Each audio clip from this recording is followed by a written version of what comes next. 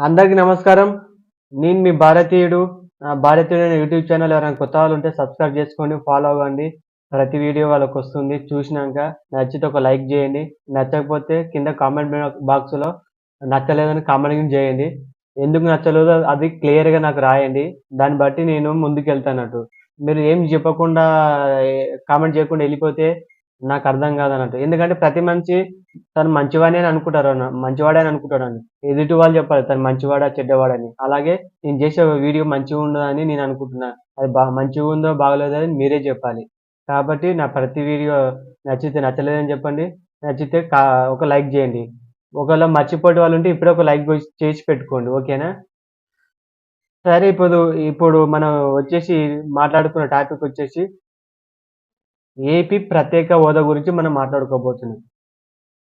ఎందుకు ఏపీ ప్రత్యేక హోదా గురించి మనం మాట్లాడుకోబోతున్నామంటే, ప్రతి ఒక్క రాజకీయ నాయకుడు తన దగ్గర సాధించాలని అనుకున్నప్పుడేమో దాని గురించి మాట్లాడడు. సాధించలేని అనుకున్నప్పుడే దాని గురించి మాట్లాడుతున్నాడు. ఉదాహరణ మీకో మాట చెప్తా చూడండి.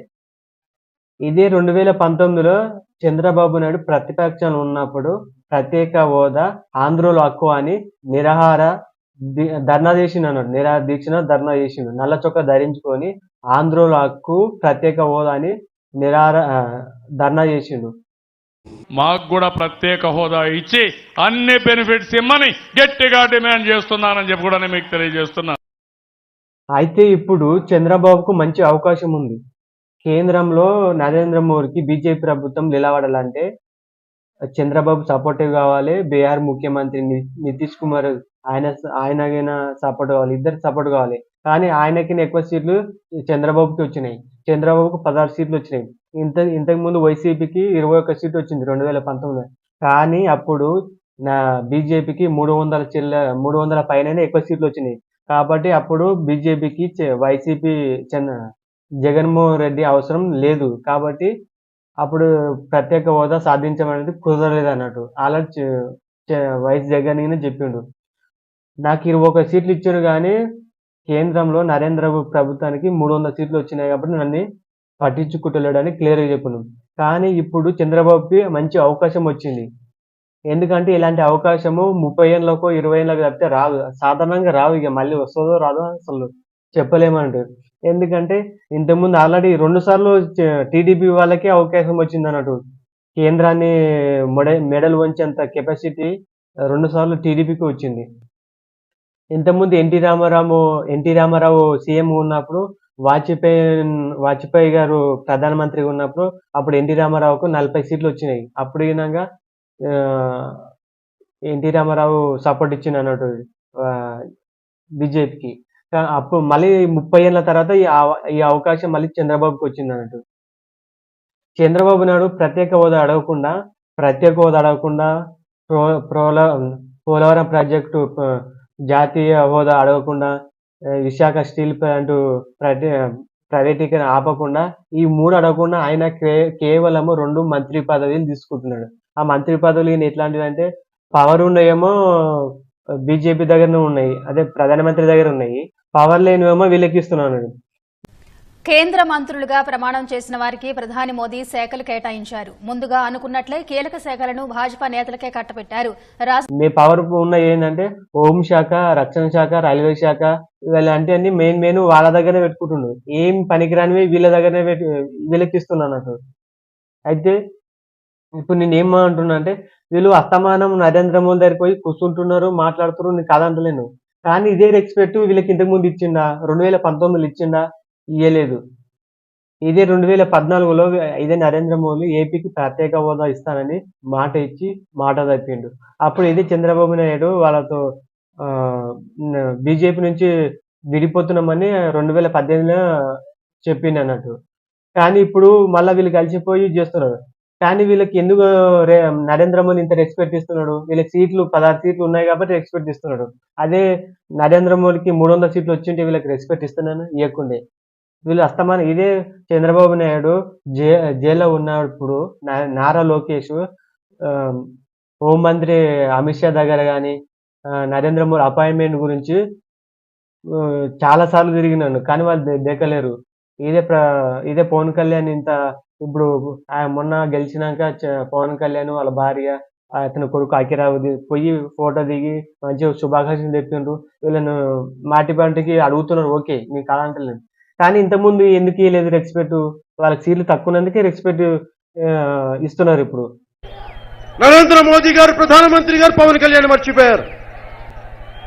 అదే 2014 ఎలక్షన్ లో పవన్ కళ్యాణ్ దేశభక్తుడు, మేరా మిత్ర పవన్ కళ్యాణ్, దేశభక్తి పవన్ కళ్యాణ్. నేనేం ప్రధానమంత్రి గారిని ఒకటే అడుగుతున్నాం, మీరు స్పెషల్ కేటగిరీ స్టేటస్ ఎందుకు ఇవ్వలేదు? నేను కోరుకుంది ఒకటే, మరి పార్లమెంట్ లో ఇచ్చారన్నమాట, స్పెషల్ కేటగిరీ స్టేటస్ అని ఉద్యోగాలు వస్తాయి, ఇన్కమ్ ట్యాక్స్ కట్టక్కర్లేదు, ఇండస్ట్రియల్ జోన్స్ వస్తాయి, ఐఐఎంలు వస్తాయి, హాస్పిటల్స్ వస్తాయి, ఏఎంలు వస్తాయి, ఆల్ ఇండియా మెడికల్ ఇన్స్టిట్యూట్ వస్తాయి. ఎక్కడది? ఇదే చంద్రబాబు పక్కన కూర్చున్నట్టుకుంటున్నాడు ఇప్పుడు అదే ప్రధానమంత్రి. మరి ఇంత ఎందుకు కూర్చున్నాడు? ఖాళీ అపాయింట్మెంట్ ఇవ్వలేడు. పోయిన 5 సంవత్సరంలో ఒక్క అపాయింట్మెంట్ ఇవ్వలేదు చంద్రబాబుకు. కానీ ఇప్పుడు మాత్రం అపాయింట్మెంట్ ఇస్తున్నాడు, పక్కన కూర్చున్నట్టు ముసి నవ్వుతున్నాడు. కానీ ఆ ముసి నవ్వడం ద్వారా చంద్రబాబుకు ఫాయిదా ఉంది, ఆయనకు మంచి పేరు వస్తుంది. కానీ ఏపీ ప్రజలు కానీ ఆంధ్రప్రదేశ్ కానీ బాగుపడేది లక్షణం ఒక్కట్లేదు. ఎందుకంటే ప్రత్యేక హోదా ఇస్తే ఏపీ డెవలప్ అవుతుంది. ఎందుకంటే ఏపీకి ప్రత్యేక హోదా ఇస్తే ట్యాక్స్ బెనిఫిట్ వస్తుంది, మంచి మంచి కంపెనీలు అన్నీ అక్కడ వస్తాయి. ఉదాహరణ తీసుకోండి, హైదరాబాద్లో పెద్ద పెద్ద కంపెనీలు ఉన్నాయి. ఒక డిఎల్ఎఫ్ కానీ, ఒక ఐబిఎం కానీ, ఒక ఇన్ఫోసిస్ కానీ, మస్తు పెద్ద పెద్ద కంపెనీలు ఉన్నాయి. అలాంటి కంపెనీలు ఆంధ్రప్రదేశ్ రావాలంటే ప్రత్యేక హోదా అన్నది మనకు అవసరం. ఇవాళ మన పిల్లలకు ఉద్యోగాలు రావాలంటే ప్రత్యేక హోదా వస్తేనే జరుగుతుందన్నది ఎవరు కూడా మర్చిపోవద్దని అడుగుతా ఉన్నా. ప్రత్యేక హోదా వస్తే పరిశ్రమలు వస్తాయి. ఎందుకు పరిశ్రమలు వస్తాయో తెలుసా? ఎందుకు పరిశ్రమలు, ఎందుకు కొత్త హోటళ్లు, ఎందుకు కొత్త హాస్పిటళ్లు, ఇటువంటివన్నీ ఎందుకు వస్తాయో తెలుసా? కేవలం కారణం ప్రత్యేక హోదా ఉంటే నువ్వు ఇన్కమ్ ట్యాక్స్ కట్టాల్సిన పనిలా, ప్రత్యేక హోదా ఉంటే జిఎస్టీ కట్టాల్సిన పని లేదు. ఇటువంటివన్నీ కట్టాల్సిన పని లేనప్పుడు ఖచ్చితంగా ఎవరైనా ముందుకొచ్చి ప్రత్యేక హోదా ఉన్న రాష్ట్రంలో పరిశ్రమలు పెడతాడు, హోటళ్లు కడతాడు, హాస్పిటళ్లు కడతాడు, ఇతరాత్రన్నీ కూడా వచ్చే పరిస్థితి ఉంటుంది.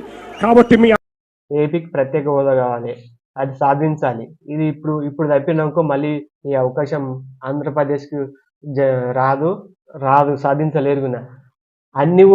అన్ని సెట్ అయిన బీహార్ నితీష్ కుమార్ రెడ్డి అడిగిండు ప్రత్యేక హోదా కావాలని, కానీ ప్రధానమంత్రి ఇయ్యలేదు. కాబట్టి నేనేమంటే ఇప్పుడు మంచి అవకాశం ఉంది, అడగాలి. ఎందుకంటే ఈ 29 రాష్ట్రాల్లో చాలా మంది ప్రత్యేక హోదా కావాలని తహతహాలు ఆడుతున్నారు. అన్ని సెట్ అయిన రాష్ట్రాలే అడుగుతున్నది. వెనుకబడిన రాష్ట్రం ప్రత్యేక అడగడం తప్పేముంది? అలానే ఆంధ్రప్రదేశ్ వెనుకబడింది, అడిగితే ఏమవుతుంది? వీళ్ళు ఎందుకు అడుగుతలేరు? ఇప్పుడు మంచి అవకాశం, ఇప్పుడు మిస్ అయితే ఇంకెప్పుడు రాదు. కాబట్టి ఇప్పటికైనా మించిపోయింది ఏం లేదు. కన్నులు తెరిచి చంద్రబాబు నాయుడు ప్రత్యేక హోదా కావాలని అడగమనండి. ఇప్పుడు ఆయనకు మంచి అవకాశం, ఈ అవకాశం తప్పితే ఇంకా దొరకదని కోరుకుంటున్నాను, అడుగుతానని ఆశిస్తున్నాను. అందరికీ నమస్కారం. నా వీడియో నచ్చితే ఒక లైక్ కొట్టండి.